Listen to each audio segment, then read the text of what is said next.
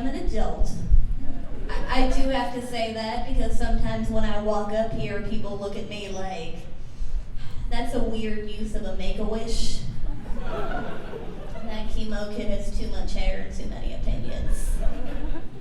I am 4'9". I agree, not enough.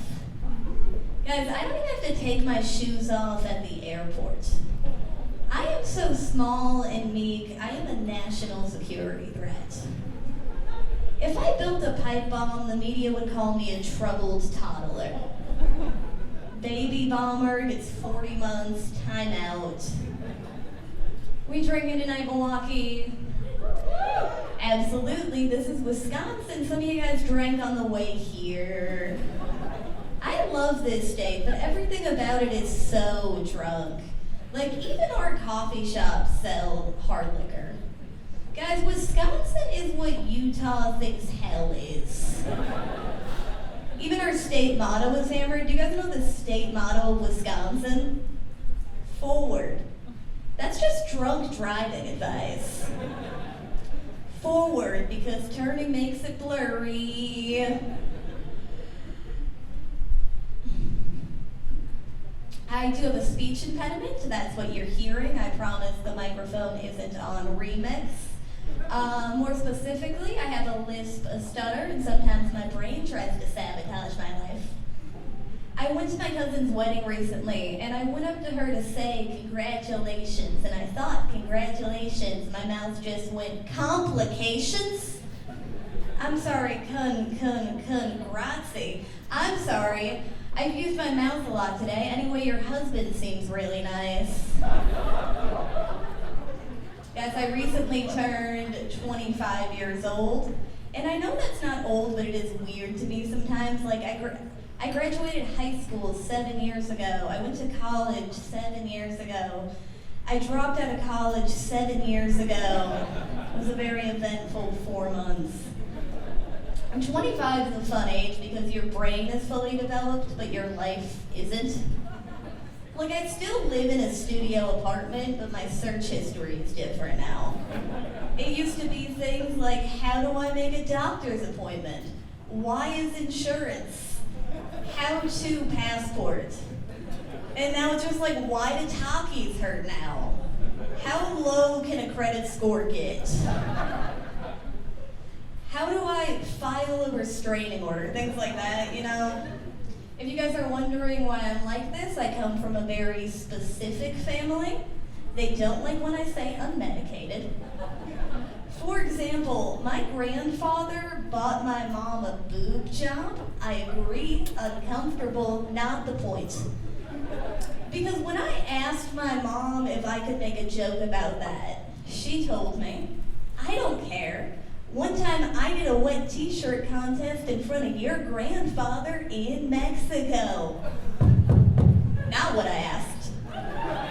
That is not what I asked at all. Is that an explanation? Did you lose? And he was like, that's never happening again. No daughter of mine is gonna be walking around with third place tits. Guys, if you're wondering, boundary issues are in fact generational. I recently got a text from my mom that just said send code with 0 explanation. And then 30 seconds later, I got another text that said, your Tinder code is? So I had to ask my mother, hey, are you using my phone number for Tinder? And she said yes. And I asked, why? And she said, got banned. And I said, how? And she said, catfishing. And before I could say anything else, she just sent me in all caps, send code, so I did. And I wish that was the end of that story. But now every time my mom logs into Tinder, she needs my help. Just 3 o'clock in the morning, send code. Because mom got into the Bacardi again. I do have a family. We don't look like a family though. Like, my sister is a 5'5" blonde, my brother is a biracial man, my mother looks like none of us. Like, we don't look like a family We look like a line at the DMV. Just like a manager's meeting at an IHOP. And we bring IHOP energy everywhere. I was talking to my brother recently, and he told me he was dating. Well, the exact words he used were, "So I met this MILF in a corn maze." And I assume that's what that means. My sister got mad when she heard that joke. She's like, "Why do you never write jokes about me?" Here's why, guys. Here are the last text messages I got from each member of my family. From my brother. Bruh, 4 U's, 7 H's. I just figured out why Wendy's is called Wendy's. She's a real lady. From my mom. I just met a woman named Sharon. I love her. How do I get her phone number? All caps, not gay. 5 minutes later. Sometimes I wish I was gay. From my sister. Hey, do you want to go to Casablanca tonight? Do you guys see how you didn't laugh at that? On a totally, definitely unrelated note, I recently had to change my phone number. And I got a wrong number call that went exactly like this. I picked up the phone and the guy just went, "Ronnie, dude, no one's heard from you in weeks. What's up, man?" And I said, "Sorry, not Ronnie," and hung up the phone. But immediately afterwards, I got a text from that same guy that just said, "Hey, I don't know you, but we can link up if you're down to vibe." Sir, you seem confused. That's Gen Z for hey. If you have low self-esteem, we can bang on my sheetless mattress. That's what that means. Not ideal. Not ideal at all. But also, what about Ronnie? I think he's missing. Did you already give up? Like, fuck, Ronnie's dead. Might as well get some head. If there's one thing Ronnie loved, it was bitches. This shot's for you, man. No, the most upsetting part about that phone call for me, honestly, though, was I don't even have, like, a sexy voice. Like, I sound like I might be in middle school or an adult who still eats glue. Like, hitting on me over half a sentence you heard on the phone. Bro, you're just trying to bang a lisp. That's not even shooting your shot. That's just aiming at the concept of a woman. It would be like getting off to that little female symbol on the bathroom door. Just like, oh, out there somewhere a woman exists. Guys, I took mushrooms recently, and they told me to become a line cook. Have you guys ever asked the universe for advice, and it told you to aim lower? I did recently get a new job, and we had to watch those training videos. I'm sure you guys have seen them, just all of the issues with none of the realism. Like, guys, I am jealous of the harassment and the sexual harassment training videos. It's always some guy just like, "Hey, sugar cheeks, you want to go dancing after this?" I wish. I worked at a factory with a guy who would spend every shift just breathing on the women. Just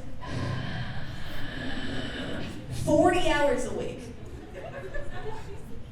Do you know how much I would have preferred in that moment for a guy in a suit to just slide in and be like, "Gals don't have what it takes"? At least that sexism doesn't smell like Slim Jims and cigarettes. It was like being followed around by a speedway. They have the discrimination videos too, and discrimination is a real problem. But those videos never touch on that problem. It's always some guy just being like, "Hey, if your coworker is Irish, maybe don't call him Mr. Potato Famine." If you have an issue with your coworker's beliefs, maybe don't solve them by the sword. That is bad office behavior. I drive for DoorDash too. I do a lot. Or as I tell my grandfather, I am a freelance mailman. Yes, we have that now. Guys, I've spent too much time of my life in restaurants. Like, I used to work for a Cracker Barrel. That's a weirdly conservative restaurant, right? Because there's nothing inherently political about it. But every time I get food there, I can't help but think, this burger feels pro-life. It's not that it's good or that it's bad, it just doesn't want me to choose. Cracker Barrel had a lot of hot takes. On our first day of training, they told us that Cracker Barrel has a zero tolerance policy for suicide attempts. Which, let me just say, is the most pro-suicide policy I have ever heard. Like, you've got one chance, get it right or get the hell out. This isn't a Denny's, we have standards here. Don't worry guys, I am in therapy. It is mandated by the state of Wisconsin. I also didn't know they could do that. And I'm not against therapy, but I am very much against my therapist. Like, he gave me this list of inspiring quotes to help me through tough times, and I would just like to share with you guys some of the quotes from that list. The first one, be yourself, everybody else is already taken. 2 words, identity theft. I will be stealing someone's social security card tonight. The next one I thought was a lot of fun. When you reach the end of your rope, tie a knot and hang on. That is just unobjectively bad advice from your therapist. I don't think Jonathan even read these quotes, and if he did, I have some concerns. And the last one I liked, really beautiful actually. People can be forgiving, but first you have to forgive yourself. Let go of what's bitter and move on. Beautiful, right?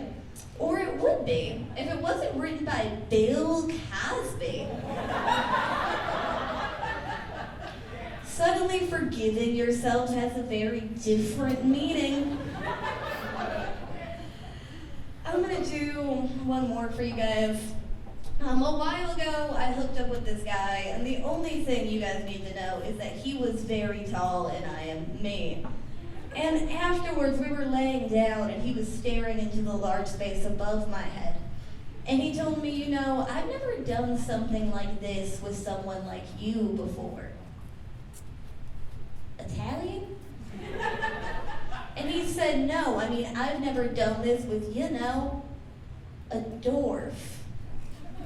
First of all, it's little person. This isn't a poorly aging Disney movie. Also, just in case any of you guys are wondering, which I know you're not, I am not, in fact, a little person. And I wasn't even mad that he thought I was. I was mad that he was dumb. And sure, I could have made a point, explained biology, whatever. But here's something else you guys should know about me, is that it was 3 a.m. and I don't have self-respect after midnight. Yeah, exactly, like a skanky gremlin. So I said to him the only thing that I could think to say in that moment, which was, as a member of the Lollipop Guild, we thank you for your service. Just a quick announcement.